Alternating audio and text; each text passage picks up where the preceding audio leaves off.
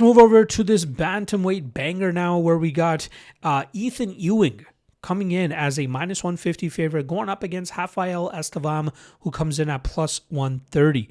Now, Ewing is the talk of the town, right? He is the guy that came in, pulled off a massive upset against Malcolm Wellmaker, and now he's getting his first full training camp and showcase what he's actually about. This is a guy that I came across back on the LFA scene. I believe it was specifically LFA 200, where I had him as a lock, and then I play against Santos Verdinez, and he came through with a nasty head kick knockout to get the win. He is a very skilled and technical striker, and I laid those things out in that breakdown that I had with for him for his Wellmaker fight, which is why I wasn't all that confident on the Wellmaker side and decided to pass on that fight. What gave me pause in terms of actually taking a shot on Ewing that night was a couple of things. It was super short notice. I think he only took that fight on 2 or 3 days notice. Also, going up against a guy like Wellmaker, obviously a tough proposition. And lastly, that fight took place at Madison Square Garden. Imagine going from fucking fighting Billy Brand in California one weekend, and then the following weekend flying across the country and making your UFC debut at Madison Square Garden of all places. I thought it would have been like sensory overload for Ewing, and he might have made some mistakes there, but he showed up and showed out. It was a good stylistic matchup for him to go out there and showcase what he's good at, and that's showcasing a very technical and disciplined striking approach, which led to him winning that fight on the scorecards and really splashing on the scene for a lot of casual UFC fans. Now, he's going up against a stiff test here in Rafael Estevam, who comes in at 14-0, and it looks like people are looking to fade him. I studied this late last week, and he was roughly around minus 110. Now he sits at plus 130 because that love on Ewing is starting to come in. But let's quickly talk about his background. He's 3-0 in the UFC after earning his way to the UFC through the Contender Series, a big knockout win over Joao Elias. But he's gone out there and grinded out Charles Johnson, Jesus Aguilar, and most recently Felipe Bunes. He was primarily fighting at 125 pounds, but now he's being forced up to 135 after 2 weight misses in his 3 UFC fights. But it may benefit him fighting at 135 pounds. He's big enough to still be competitive at this division, but we've also seen him kind of fade a little bit later on in fights because of his cardio.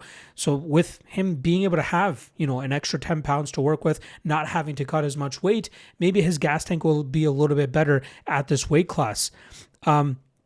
Through his 3 UFC fights, he's landed 19 takedowns with 29 minutes of control time in the 45 minutes he spent inside the cage. He knows what he wants to do, and he gets to it without much issue, and opponents struggle to get away from his grasp.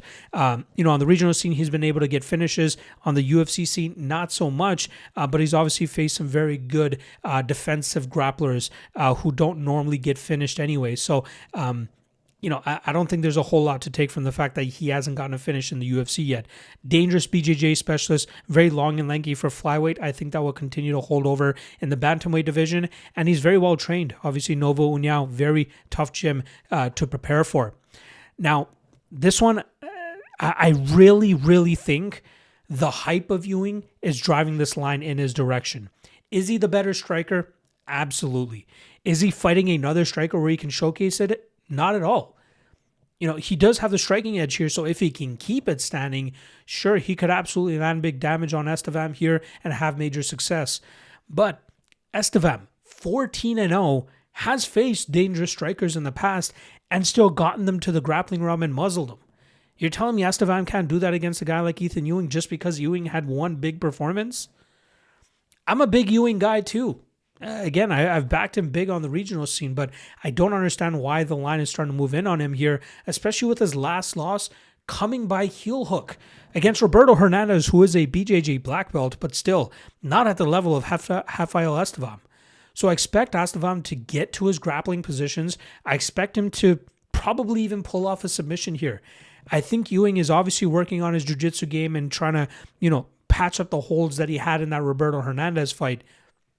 But it's still possible he can get taken down and worked by a very heavy grappler, a very stubborn grappler like Estevam.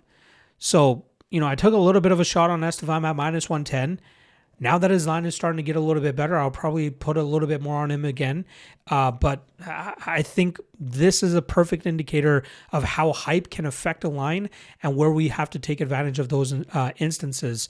I could be wrong here. Maybe Ewing lands a big shot and puts Estevam away. Maybe Estevam actually gasses himself out and gets finished later on in this fight.